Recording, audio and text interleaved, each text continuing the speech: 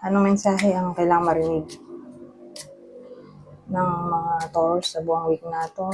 Pwede nangyayari na itong magiging reading o mangyayari pa lang. Kung hindi man para sa inyo itong magiging reading, di baka para sa someone na malapit sa inyo o sa someone na kakilala niyo mismo. Baka may lumabas na gender, mamaya gawin niyo na lang energy, masculine at feminine energy. Pwede rin naman na huwag niyo napansinin yung gender. Hindi ko masasabi kung anong magiging reading, kung positive ba o negative. Depende sa kung anong mapipika po energy. Walang masama kung papanorin ang sun, moon at rising sign. Kasi baka alin man sa mga yan ay mag-resonate na sa sitwasyon na.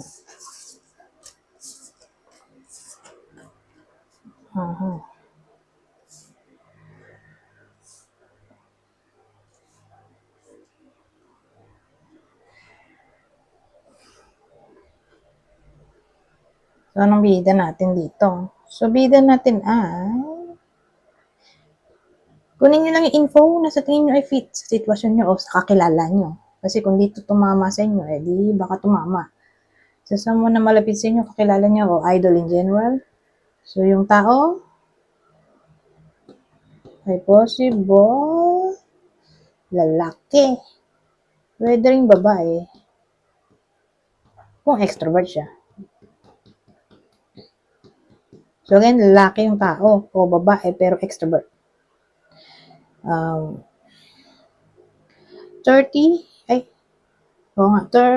to 39 years old. 30 to 39 years old. May trabaho. Kasal. May anak. Businessman.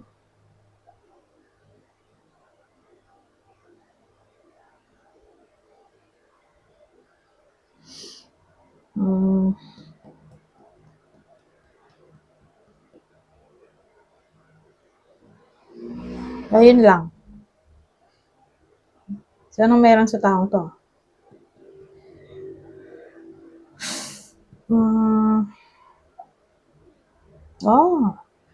All of a sudden, either siya yung gagawa nitong action na sasabihin ko o siya yung makaka-receive ng action na babanggitin ko. Kasi more like may someone na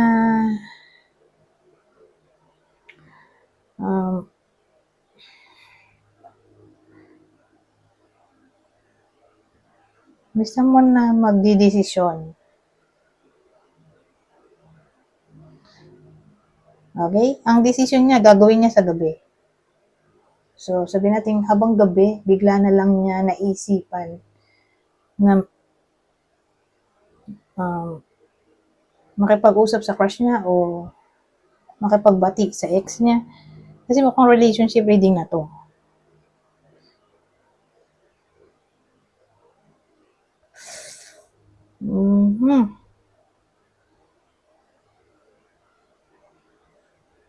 Ngayon, kung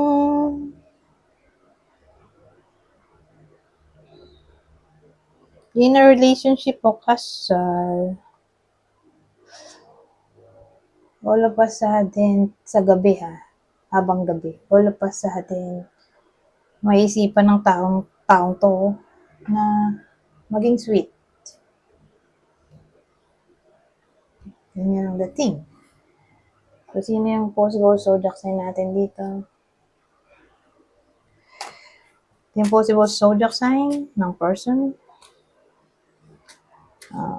Person ng Taurus. Dokumento na to. Aries. Isa sa fire sign, Aries, Leo, Sagittarius. Specifically Aries kasi dalawa yung Aries.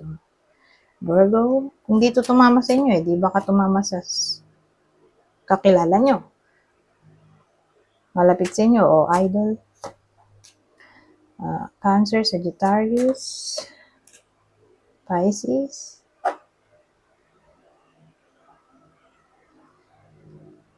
Itsura. Same instruction, kung dito tumama sa inyo itong clue, baka tumama sa person nyo, kakilala. O idol in general. Australian, Either nasa Australia yung isa o pare sila. O foreigner to Australian. So, kunin nyo lang yung info na sa tingin nyo ay fit sa inyo. Baka nga Australian. O foreigner. Albino to eh. Ito kasi sobrang puti. So, kung di Australian ay siguro sabihin natin foreigner in general. O may sakit sa balat.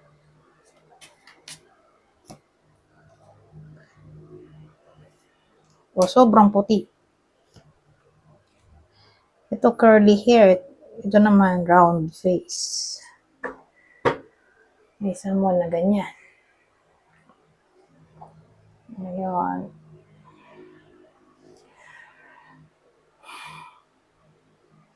Kuha tayo ng ibang detalye. Oh, ito pala. Ano masasabi nito? Courting man, oh. Karma. Ganito yung naisip ko. Sabihin natin may manligaw sa inyo.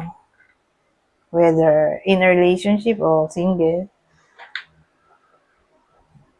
More like karmic person lang yun. May karma tayo. Karmic connection. So again, kung may manligaw man sa inyo, sa week na to, all of a sudden biglang may magkagusto sa inyo. Lalaki. So tama lang to sa babae. Maging general tayo kasi malilito rin yung iba. Sabihin natin, babae nga. Tapos, may nagkagusto sa kanila, all of a sudden, ngayong week. Wag na yun. Iba na lang. Kasi, more like, hindi rin magtatagal. At dahil may karma sila together. So, karmic connection lang yan. Pag karmic, short lang yung connection. Tapos, painful din. At the same time, sa bagay, lahat naman painful, di ba? Kung mag-e-end ang relasyon. Pero I think mas painful tong karmic. Dating, communication. Oh. So, yun nga, Courting kasi to, manliligaw na lalaki. Malaki chance na yung iba sa inyo ay magkakaroon ng date. Whether single o in a relationship, mapag-uusapan ng tungkol sa date. Pag-date. Paggala, silang dalawa lang.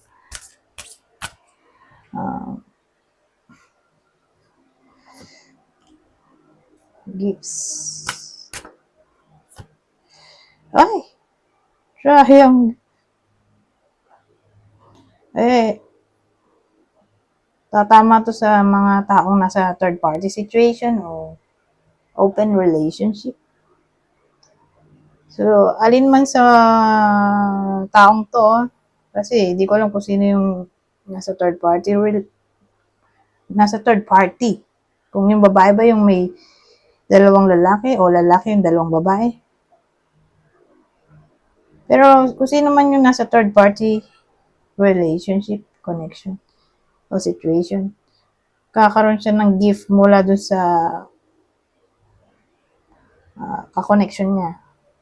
O baka siya yung mag-give ng gift. Either siya yung makaka-receive o siya yung mag-give ng gift. Ito. Kasi pwede siyang vice versa yung reading natin. Past life, Ngayon, kung sakali man na whether single o in a relationship, at may dumating sa buhay niyo all of a sudden. As in, ngayong week pa lang to darating tong taong to at maputi siya. Bawa, you found friend, maputing lalaki. Tatama to sa babae o lalaki. Kaya lang, tayo? Relationship. So, more like sa babae. Whether single o in a relationship yung babae. At tumiming na ngayong week, may ma-meet siyang newfound friend o may manligaw sa kanya maputing lalaki. Probably may past life sila. Past life connection.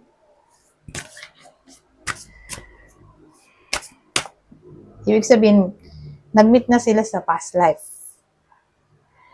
Nag-meet lang ulit sila sa present. Kinalaman ba to dito sa karmic? Oh. Maputi din yung lalaki dito.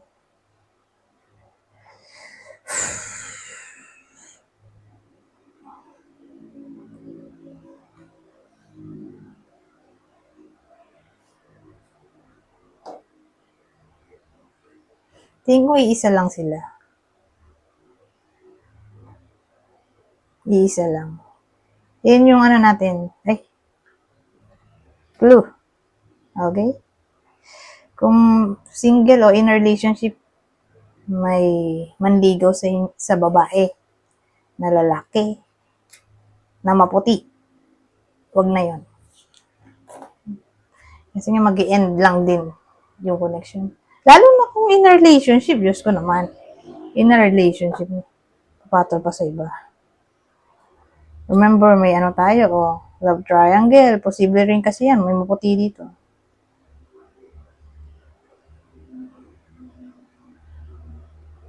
Pwede rin yan, no? Sa mga in a relationship. Ayun nga, may silang someone new. Tapos maputi. Karmic connection lang yon. Much better na mag-stick na lang sila sa original nila. Pwede rin ganun. Lalo na nga kung darating pa lang to ngayong week. Yung makikilala yung iba sa inyo ngayong week tapos maputi. Tapos lalaki.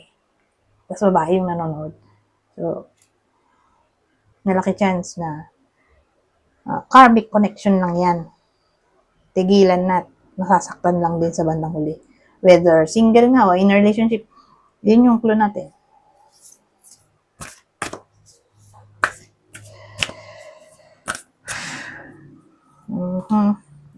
So, ngayon, work naman. Work yun. May magka-workmate na baka ma-engage o ikasal na sa week na to. O maging sila. Para nagmukha na tong workplace romance. So again, workplace romance in a way na workmate magiging sila. Alin man sa mga to. Sabihin natin reconciliation sa pagitan ng magka-workmate. Pero relationship ang topic natin. Ma-engage. So reconciliation, ito naman ma-engage. Magka-workmate. O ikasal na talaga. Ngayong week. Alin man sa apat na yan.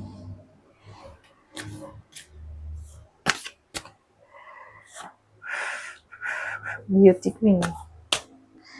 Ito kasing beauty queen yung partner nung courting man nung kanina. So, ito. So, pag ganito,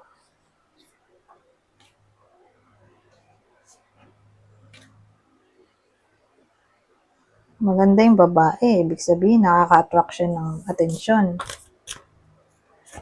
Ay. Naging tatlo. Ay.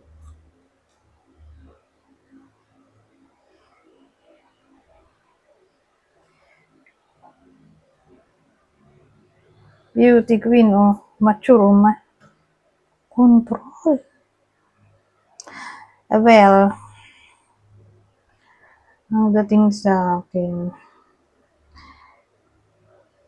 halimbawa, in a relationship tong dalawang to.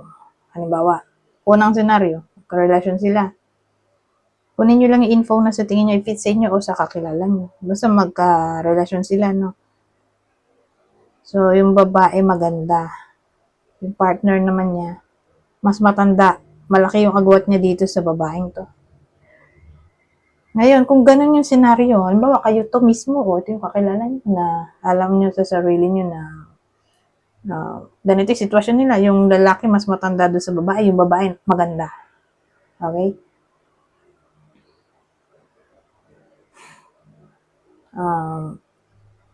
Tingin ko magiging controlling to dito. Kasi siguro magiging somewhat insecure siya kasi either nagiging flirty yung babae o for some reason kahit ayaw niyang maka-attract ng iba, na-attract niya nga. Kaya parang nagsiselo siya. Kaya yun, magiging controlling siya ngayon. Ibang case, yung pangalawang senaryo, sabihin natin single to. May iba sa inyo na single. Ngayon, naghahanap sila ng new partner, di ba? New love interest. Malaki chance na may ma-attract silang mas matanda sa kanila. Sobrang tanda. O, mas matanda na lang siguro. Ang downside, control freak pala tong lalaking to. So, beware sa mga babae na naghahanap ng makakarelasyon kasi may chance na maka-attract sila ng controlling at abusive partner. Lalo na nga kung ang lalaki ay mas matanda sa kanya. So, ta-timing to ngayong week. So, hindi pa to nangyayari. So, kung sakali nga na may single na babae na yun nga, all of a sudden may dumating sa buhay niya na ganito yung description. Lalaki, mas matanda sa kanya. Tapos alam ng babae sa sarili niya na maganda siya. At marami naliligo sa kanya. I-turn down niya na itong mas matanda. Kasi red flag, control freak o manipulator, abusive, pwede rin. Turn down niya na itong possible option na to. Iba na lang or else ito. Ganitong sasapitin niya, kukontrolin siya nito. Ayan, ito siya. Itong babaeng to, ito siya, puppet. Itong kamay, ayun. Kamay nito. Anyways, tayo na bang information? Ito pa, last deck. Kunin nyo lang yung info na sa tingin nyo i-fit sa inyo. Kuha ko ng 3 card. Babasahin ko na lang para mabilis. General advice nito para sa buong week. Perfect match. You complete each other in the most harmonious ways. Magnetism. There is a gravitational pull to each other. At ang huli, love language. Physical touch. A tender touch means so much. Anyways, hanggang dito na lang. Goodbye. So, na.